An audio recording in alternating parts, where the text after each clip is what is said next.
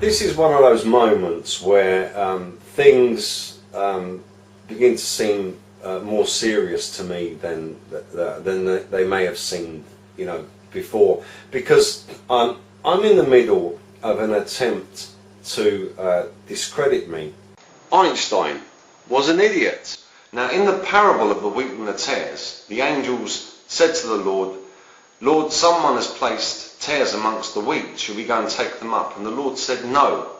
In case you damage any of the wheat, leave them there until the harvest." But the Lord also did tell us that we can tell them by their fruits. So they are a perfect counterfeit of us. They look like humans. That's their first great advantage. And despite the fact that she's pretty, she is a giant, and therefore she cannot possibly, in my personal opinion, be a human being. She has to be half angel, half human.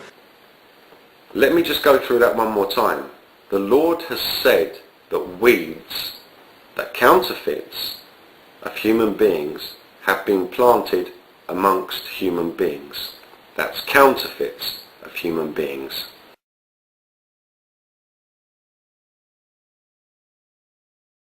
They are not human, in other words. They look like us, but they're not like us. Now, these people aren't just your neighbours, aren't just people who run this country. It's all over the place. It's around 20% of the world's population are like this. They are either tares or they are Freemasons. Booyah! Whoop, whoop. This song about a man named David Icke, born over Troy. Say me Jesus Christ Almighty, everybody laugh and say bloody crikey. This man thinking David Jesus Christ Almighty, Icke. Aye, song about a man named David Icke. Somebody point out he's a Rockefeller look-alike. Everybody say go bloody Icke. This man must be David Jesus Rockefeller look-alike. We can tell if someone is a tare or a Freemason. There's a differentiation. You as a normal human being are just a normal human being that God made. You're his prized possession, his masterpiece. These creatures are an abomination.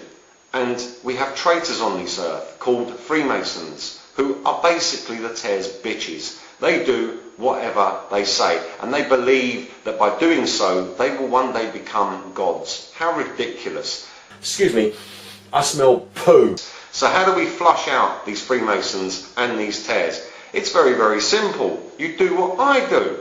You walk into a shop, you see, for instance, where they have an Illuminati triangle, or they have a half dome or an X or any other Masonic symbol outside their shop or inside their shop. And trust me, 99% of all businesses are run by Freemasons and tares.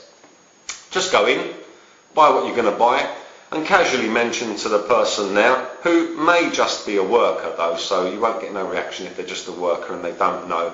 But if it's the owner, and you say to them, "There's a lot of flying saucer symbolism in your shop. Why is that?" You will watch the blood drain from their face before your very eyes. They won't answer you. I saw you walking down the street. Your hair was hanging to your knees. Your voice was waving like a ship. The way you looked made me sick. Because, you know, obviously I've struck nerves by exposing the name of the beast from the pit as being Helios, as well as Apollyon and Abaddon. You know, as you know, I broke the 666 code. But there's one more aspect of chess, which most people do not know, and that is what chess really is. A satanic form of worship to the devil. I believe that the D-Day landings were in fact a satanic sacrificial plot, and the reason I believe this is quite intriguing. So I disagree with Mr. Pat Condell. I do not see him as a god of any description at all. So don't make me offers like that. I'm not bloody interested. And if you think I'm stupid enough to behave like that, there's no way. No, you're talking to the wrong person. Like you looking at the sky, you see the moon, and you say that bloody bang, that is a giant spaceship full of alien controlling us with mind race. Name must be Jesus, Rockefeller look alike. Moon is a giant spaceship full of alien controlling us with mind race. Oh yeah, oh yeah, oh yeah. So purely from the Christian perspective, the Word of God, if we look at John 3:13, we know that no one has ever ascended into heaven. No one has been to the moon. because God said so. And the Nephilim have never been to Mars. So all of these pictures that you see allegedly from Mars that NASA keep popping out and giving us a little tantalising taster of, are just to feed the fantasy. They are all fake. I whispered glancing in the smile. I couldn't breathe, felt really high. Some other men were standing round, looked at me and made me proud. I asked you, baby, what's the time? I looked back deep into your eyes. You made me brave and soon you smiled. This is what happens when you work for God. All the devils come out and try and do things to you. The first shape made by the knights travelling across the board resembles two UFOs tipped on their sides. Democracy is satanic. It's one of the things that Jesus Christ died to save us from.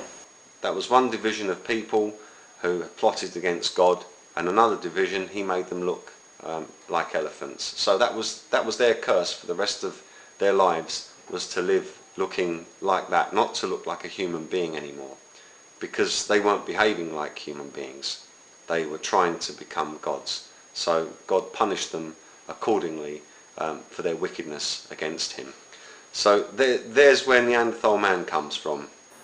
Demons are the evil spirits of dead giants. So no one has been to the moon. It's a satanic lie run by the Tares and the Freemasons. Now we will add the castle moves. Next, the queens. And finally, the bishops. These combined moves form a three-dimensional bird's-eye view of a Mayan pyramid.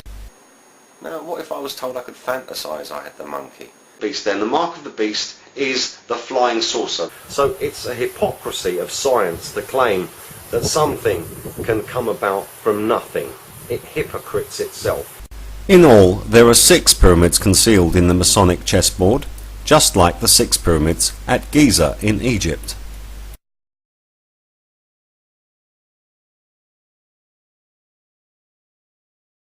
As I say, I don't think that Mr. Pat Condell is an irreligious person. I think he's very religious, and I tend to think that because of this sign and the talk of secularism, when it's quite clear that none of us live in any secular country or in a secular world, tells me that he is a Freemason. Alexander the Great was half fallen angel and half human. He was a Nephilim. Then of course we've got the other fairy story concerning evolution. So we're going to be told that, hey, you know, we're going to evolve. Remember, Hitler told the German people, you will evolve into giants. Into giants? Well, giants are Nephilim, aren't they? Would you take your small child to see The Exorcist? No? Why not? You should take them to see The Exorcist.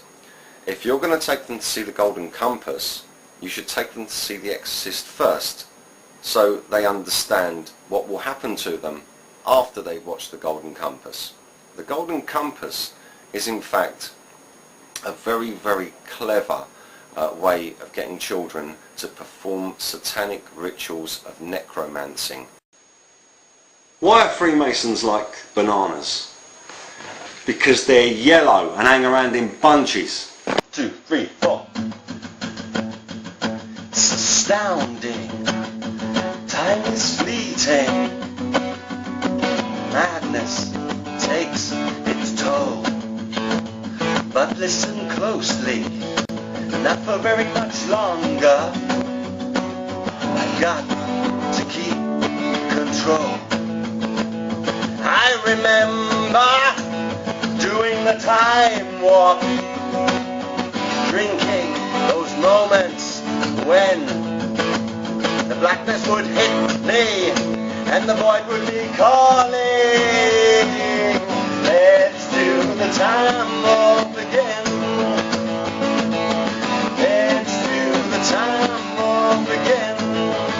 It's just a jump to your left and then a step to your right. You put your hands on your hips, you bring your knees in tight, but it's the pelvic thrust